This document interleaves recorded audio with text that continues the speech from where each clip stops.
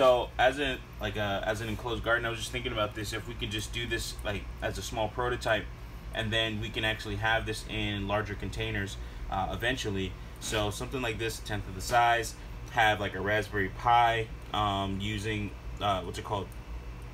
Doing all the monitoring and automation for all the different sensors, and then we can use something like the Farm Genesis project internally to control all this stuff, and then actually work in tandem with our system that we would develop that'll actually handle all these. So then you would have, so this here would be the lights, LED lights coming down. The box itself will be about 4 feet long, which is about 1/10 of the size of like a 40-foot container. So if I can just go with that and start there, and then pretty much do it to scale, I can pretty much do everything inside. But then I thought, all right, I can do that, but then I can also make something that looks a little bit nicer, maybe a little bit cooler, and you can actually do it to where it has a plexiglass front to it, so you can see everything, and then you could probably even still have natural light, maybe. Doesn't really matter. It's honestly really kind of a cool factor. But then you can easily open it up, and this is where it's cool because of the human interaction of it all. You can actually easily open it up and then do whatever maintenance you want in there, checking everything. So on the outside of this, you'll have a Raspberry Pi, and this is, let me show you. So it would use like a case like this, and it have the Raspberry Pi mounted to the back. You know, you have a lot of options here. You can actually mount this to where you can just drill it in and it'll be there permanently, or it has a stand, has the power output, and then this is how it actually looks. So it's an actual touch screen. The touch screen is sold separately. It's about $70, not too expensive at all. The whole setup with Raspberry Pi, just getting it up and running with an actual battery hooked up to it as well, which would be this device here, is going to be about $190 something. Looking at this can actually house the battery. It has a 37mm cavity in there that'll go on the back of that same screen that I showed before, the case I showed before. That the screen's mounted here, sold separately, then the actual case itself, and then this as well as an add-on. And then that gives you enough space so I can hide wiring and other things and kind of make this thing a little bit safer and give me a better look as well. With some of the new Raspberry Pis, especially like the 3B or the B Plus, I should say, has wireless already on it, so you don't even need the Ethernet port on there. So that would be this here, and then this would have diagnostic and other sensor data and other information. This would actually handle our automation, and we would have, I already looked at the sensor. I would have a temperature sensor and then a humidity sensor as well. That would also run the cooling and the heating and cooling systems. So you can have like a small little device that actually does your heating and cooling, like a small space heater or something like that. And then that could do something as simple as shutting off the power to it and then turning it on, and to a power outlet or something like that, so it connects to that.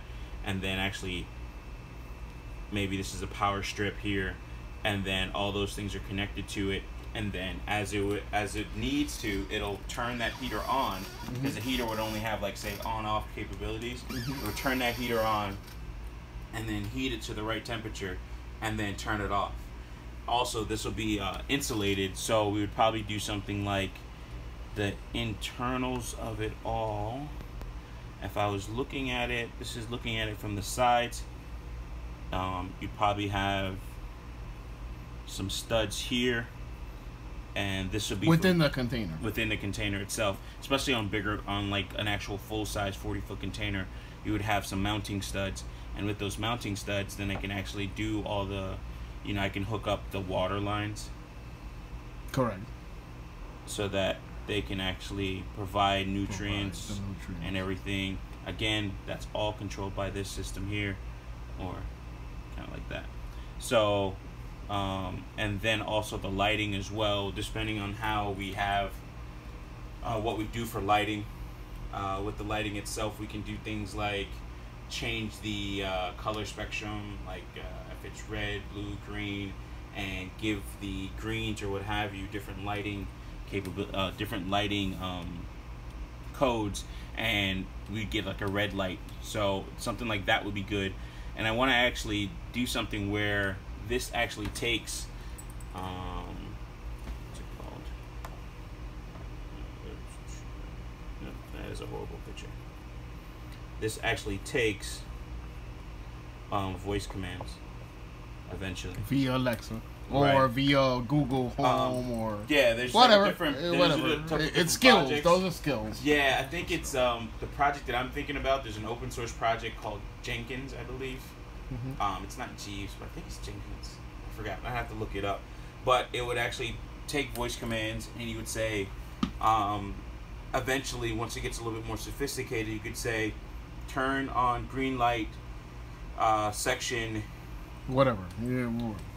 A, B, C, D, right. 1, 2, 3, 4, and then green light section A1, red light section C3, you know, so like A1, C3. Correct. And then you would have a whole system like that set up, and then make sure everything is aware of where it is.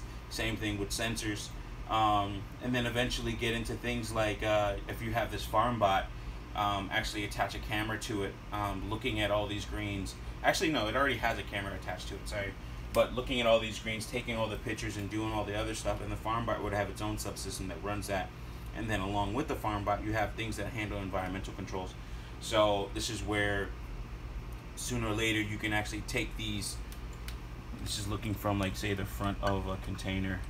So you have a big container, split it in half, and split into other parts here and here. You could wall it off actually. So say you have walking space right here. So this is the stick figure here. So in this section we can have one type of green, another type of green, another type of green, larger plants here, larger plants here, and then you could walk in there, and actually you can, over time you can actually, you might need like maybe a bigger computer, something a little bit more processing power, i3 processor maybe at the most. Maybe a couple of servers and shit like that. You know what I'm saying? Couple. But yeah, I would think like, you know, go with something small. Right, so right. But we can small computers that can do all this stuff, and then you can still have your Raspberry Pi that actually acts as a front end, so that you can actually control all of this. And I'm just interesting. Through, yes. No, that's an excellent fucking idea. Hell right. yeah. So like the Raspberry Pi basically is gonna sit in front, and it's just gonna be the basically it's gonna receive everything. Right. Like on a small scale, it can actually control everything. Exactly. Right. And then on a larger scale, it can actually report everything. Exactly. And offer you an interface to control everything remotely. All right. And that's where something like solar panels, you know, getting the sun rays. So solar panels can work, and then everything can be all enclosed.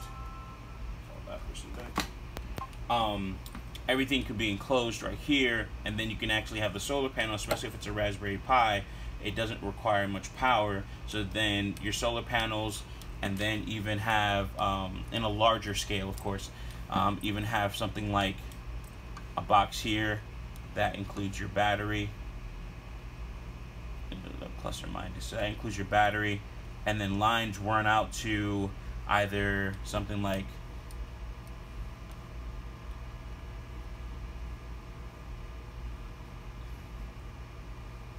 a wind turbine. If you have a stream of water or something like that, but then you can have your whole entire power. It can be hydraulic, it can be solar, it can be wind. Right. So you can have all that stuff eventually, like in a larger setting, to where this is a completely enclosed and automated system that just grows your food. Now here's the kicker. Can you just draw how our ozone system would work? You see what I'm saying? So on when speaking with Kevin on something a little bit smaller. No, but because they have units that can do whole containers. Well, they have units that can do whole containers, but they're very expensive and they're cost prohibitive, right? So they're in. No, we have mass productions of those. From what he told me. No, from what he told me. From what he told me, it's like it's very expensive to do so. Right. So if you get something like the Fridge Fresh unit, and you could put in a smaller unit like this, then it can actually help in terms of keeping these greens fresh, keeping the environment fresh, maybe even removing some humidity. Correct. You could put that, like, say, right here. You can have a little compartment for it. Correct. It could probably be powered. I believe it actually is battery powered anyway. Yeah. So yes. You can actually have it to where either it's battery powered, or you can have it to where the unit actually has a solar panel breakout that gets power from outside, and then also is connected to a battery, and then you could wire it into that, like, your power subsystem, and then it can do whatever it needs to, whatever it can. Again, I'd have to look a little bit deeper into the product and see what the benefits are. So with all that stuff, you could put all that in there and then see how that all works. And it's a possibility that it can actually produce better crops that stay fresher longer, and probably even increase it. Again, depending on what's going on, it can actually increase the health of the crop and productivity. Exactly. Productivity, health of the crop, right? Exactly.